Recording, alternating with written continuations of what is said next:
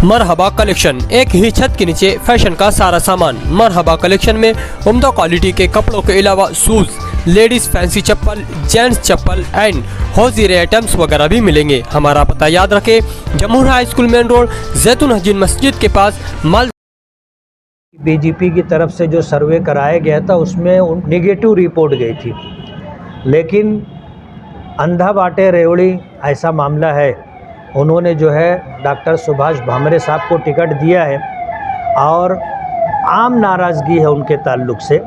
वजह उसकी ये है कि एक एमएलए होने के साथ, एक एमपी होने के साथ उनका जो असर और रसूख रहा कि वो जो है मिनिस्टर भी रहे और मिनिस्टर वज़ीर दिफा रहे। उसके साथ अगर वो चाहते तो मालेगांव के बड़े बड़े काम हो सकते थे। जैसे उन्होंने ये कहा था कि मनमाड़, मालेगांव, धुलिया, शीरपुर रेलवे स्टेशन, अपने रेलवे लाइन डाली जाएगी। अगर ये काम उनके ज़रिए हो गया होता जैसा उन्होंने ऐलान किया था तो काम होता और उनके लिए अच्छी बात होती। इसी तरह अपने नार पार जो पानी का मसला है वो भी उनके ज़रिए से हो जाना चाहिए था, लेकिन वो काम भी नहीं हो सका। और मालेगांव के लोगों को जिस तरह शिकायत है कि उन्होंने मालेगांव को 5 पैसे का भी, 5 रुपये का भी उन्होंने फ़ंड नहीं दिया।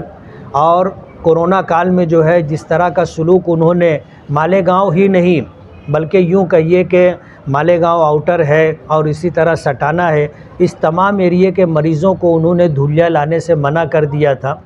और पूरी कॉन्स्टिट्यूंसी में उनको ले कर के उमूमी नाराज़गी है और बहुत मुमकिन है कि अगर महाविकास अघाड़ी अच्छा उम्मीदवार दे दे तो उस उम्मीदवार के जीतने के चांसेस हैं। मुफ्ती साहब, आपने ख्वाहिश जताई थी कि मैं पार्लियामेंट इलेक्शन लड़ूँगा और कहीं ना कहीं यादी में आपका नाम आने के चांसेस दिखे, आपने कहा? नहीं, मैंने ऐसा नहीं कहा कि यादी के अंदर मेरा नाम आने के चांसेस हैं। मुझसे पूछा गया था कि आप इलेक्शन लड़ेंगे, तो मैंने उस वक्त जो बात कही थी आपके पास रिकॉर्ड होगी कि मैं एक पार्टी से एमएलए हूँ। अगर पार्टी फ़ैसला लेती है इस सिलसिले में और मुझे उम्मीदवारी देती है तो देखेंगे। यानी मैंने उस वक्त आमादगी नहीं जाहिर की थी कि मैं इलेक्शन लड़ूंगा। आने वाला वक्त आएगा, उस वक्त फ़ैसला करेंगे। कांग्रेस ने अभी तक उम्मीदवार उनका जाहिर नहीं किया, क्या ये उनकी कमजोरी है या फिर उम्मीदवार नहीं? अब ये तो उनका अपना दाखिली मसला है कि कांग्रेस पार्टी, महाविकास अघाड़ी जिसमें कांग्रेस है, एनसीपी है और उद्धव ठाकरे जी की जो है शिवसेना है, इन्होंने अभी तक अपना उम्मीदवार डिक्लेयर नहीं किया है। दोनों बातें हो सकती है, कोई मजबूत उम्मीदवार वो देख रहे होंगे और मजबूत उम्मीदवार मिलने पर वो उम्मीदवार डिक्लेयर करेंगे। अभी ये सीट जो है कांग्रेस की है, बहुत मुमकिन है कि इसमें कुछ तब्दीली भी हो जाए कि एनसीपी या शिवसेना को ये सीट दे दी जाए। ये तो आने वाला वक्त तो बताएगा, लेकिन ये कि अगर मजबूत उम्मीदवार देते हैं तो भामरे साहब के ताल्लुक़ से जो नाराज़गी है, जिसमें आज महाराष्ट्र के अंदर मराठा रिज़र्वेशन भी है और इसी तरह मरकज़ी हुकूमत की जो किसानों को लेकर के पॉलिसी है, उस पॉलिसी की वजह से किसान तबका भी उनसे नाराज़ है।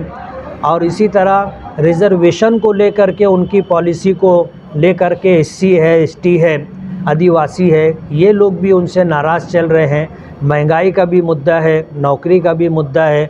अगर सही तरीके से इलेक्शन लड़ा जाए और सारे मुद्दे अगर लोगों के सामने रखे जाए तो इलेक्शन में नतीजा कुछ का कुछ आ सकता है। मजलिस का क्या स्टैंड होगा? जैसे एक तरफ इंडिया इत्तेहाद है, एक तरफ बीजेपी है, मजलिस क्या फैसला करेगी? हमारी AIMIM के कौमी सदर बैरिस्टर असदुद्दीन ओवैसी साहब ने पिछले दिनों महाराष्ट्र में लोकसभा के इलेक्शन को लेकर के बयान दिया था कि अपने इस महाराष्ट्र के अंदर 5 उम्मीदवार 5 जगहों से वो खड़े कर सकते, जिसमें धुलिया मालेगांव की सीट भी है। लेकिन अभी तक इस सिलसिले में पार्टी के ज़िम्मेदारों से मेरी बराह रास्त तो कोई बातचीत नहीं हुई है। तो फिर आपका स्टैंड? MIM का उम्मीदवार नहीं होगा तो हम MIM के ज़िम्मेदारों से बात करेंगे, उनके फैसले पर जो भी होगी पार्टी पॉलिसी उसको अपनाएंगे। राहुल गांधी मालेगांव शहर आए, यात्रा गुजरी, इसको लेकर आप कुछ टिप्पणी करेंगे? नहीं, मुझे कोई टिप्पणी नहीं करनी है। वो अल्लाह का बंदा मेहनत कर रहा है, दुआ है कि उसकी मेहनत बारावर हो और मुल्क को बदनसीबी से निकल करके कामयाबी के रास्ते पर जा सके।